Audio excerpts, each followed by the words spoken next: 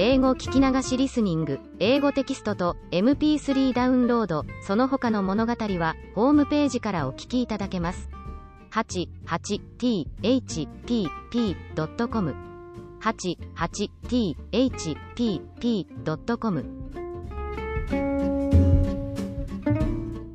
Chapter 10 The Guardian of the Gate. It was some time before the cowardly lion awakened, for he had lain among the poppies a long while, breathing in their deadly fragrance, but when he did open his eyes and roll off the truck he was very glad to find himself still alive. I ran as fast as I could, he said, sitting down and yawning, but the flowers were too strong for me. How did you get me out? Then they told him of the field mice, and how they had generously saved him from death, and the cowardly lion laughed and said, I have always thought myself very big and terrible, yet such little things as flowers came near to killing me, and such small animals as mice have saved my life. How strange it all is. But, comrades, what shall we do now? We must journey on until we find the road of yellow brick again, said Dorothy, and then we can keep on to the Emerald City. So, the lion being fully refreshed, and feeling quite himself again, they all started upon the journey, greatly enjoying the walk through the soft, fresh grass, and it was not long before they reached the road of yellow brick and turned again toward the Emerald City where the great Oz dwelt. The road was smooth and well paved, now, and the country about was beautiful, so that the travelers rejoiced in leaving the forest far behind, and with it the many dangers they had met in its gloomy shades. Once more they could see fences built beside the road, but these were painted green, and when they came to a small house, in which a farmer evidently lived, that also was painted green. They passed by several of these houses during the afternoon, and sometimes people came to the doors and looked at them as if they would like to ask questions, but no one came near them nor spoke to them because of the great lion, of which they were very much afraid. The people were all dressed in clothing of a lovely emerald green color and wore peaked hats like those of the Munchkins. This must be the land of Oz, said Dorothy, and we are surely getting near the Emerald City. Yes, answered the Scarecrow. Everything is green here, while in the country of the Munchkins blue was the favorite color. But the people do not seem to be as friendly as the Munchkins, and I'm afraid we shall be unable to find a place to pass the night.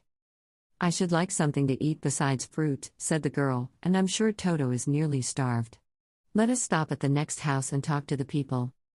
So, when they came to a good-sized farmhouse, Dorothy walked boldly up to the door and knocked. A woman opened it just far enough to look out, and said, What do you want, child, and why is that great lion with you? We wish to pass the night with you, if you will allow us, answered Dorothy, and the lion is my friend and comrade, and would not hurt you for the world. Is he tame? Asked the woman, opening the door a little wider. Oh, yes, said the girl, and he is a great coward, too. He will be more afraid of you than you are of him. Well, said the woman, after thinking it over and taking another peep at the lion, if that is the case you may come in, and I will give you some supper and a place to sleep. So they all entered the house, where there were, besides the woman, 2 children and a man. The man had hurt his leg, and was lying on the couch in a corner. They seemed greatly surprised to see so strange a company, and while the woman was busy laying the table the man asked, Where are you all going? To the Emerald City, said Dorothy, to see the great Oz. Oh, indeed, exclaimed the man. Are you sure that Oz will see you? Why not? She replied. Why, it is said that he never lets anyone come into his presence. I have been to the Emerald City many times, and it is a beautiful and wonderful place, but I have never been permitted to see the great Oz, nor do I know of any living person who has seen him. Does he never go out?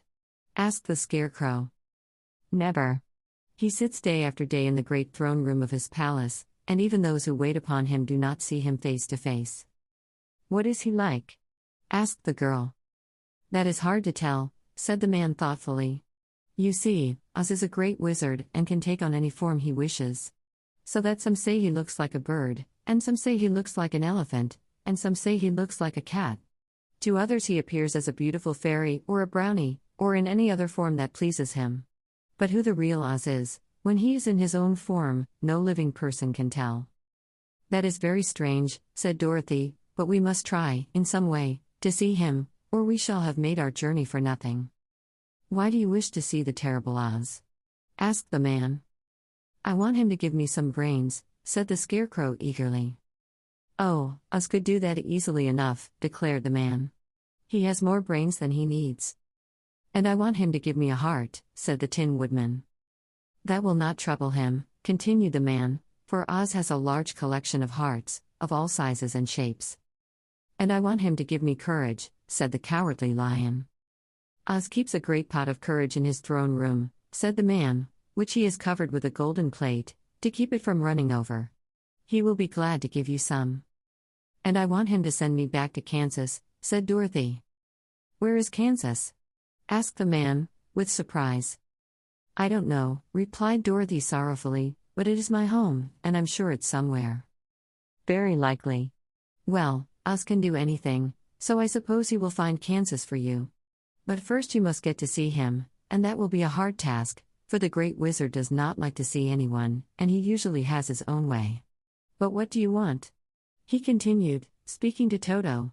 Toto only wagged his tail, for, strange to say, he could not speak. The woman now called to them that supper was ready, so they gathered around the table and Dorothy ate some delicious porridge and a dish of scrambled eggs and a plate of nice white bread, and enjoyed her meal.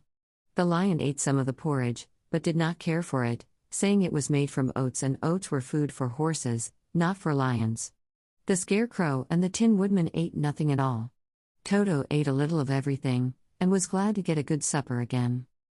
The woman now gave Dorothy a bed to sleep in, and Toto lay down beside her, while the lion guarded the door of her room so she might not be disturbed. The Scarecrow and the Tin Woodman stood up in a corner and kept quiet all night, although of course they could not sleep. The next morning, as soon as the sun was up, they started on their way, and soon saw a beautiful green glow in the sky just before them. "That must be the Emerald City," said Dorothy. As they walked on, the green glow became brighter and brighter, and it seemed that at last they were nearing the end of their travels. Yet it was afternoon before they came to the great wall that surrounded the city. It was high and thick and of a bright green color.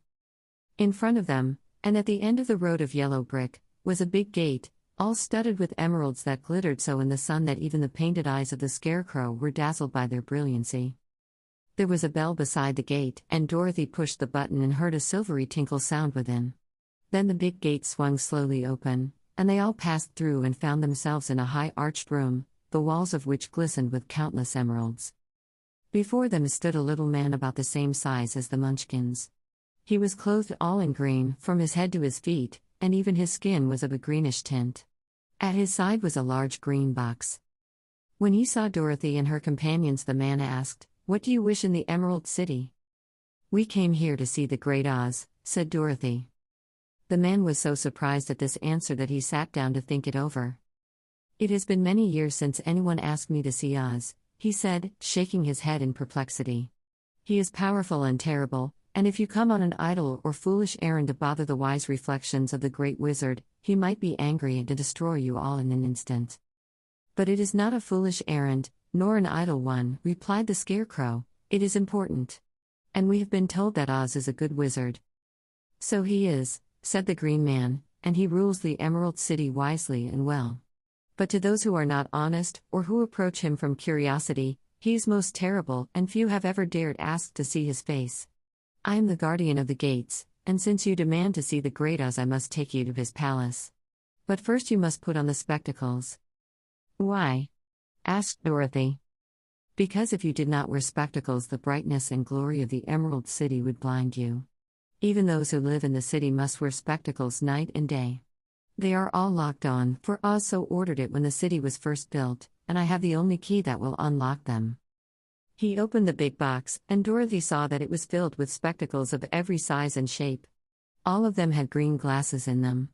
The guardian of the gates found a pair that would just fit Dorothy and put them over her eyes. There were 2 golden bands fastened to them that passed around the back of her head, where they were locked together by a little key that was at the end of a chain the guardian of the gates wore around his neck. When they were on, Dorothy could not take them off had she wished, but of course she did not wish to be blinded by the glare of the Emerald City, so she said nothing. Then the Green Man fitted spectacles for the Scarecrow and the Tin Woodman and the Lion, and even on little Toto, and all were locked fast with the key. Then the guardian of the gates put on his own glasses and told them he was ready to show them to the palace. Taking a big golden key from a peg on the wall, he opened another gate, and they all followed him through the portal into the streets of the Emerald City.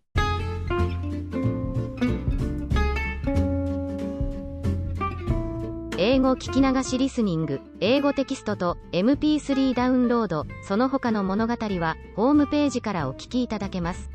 88thpp.com 88thpp.com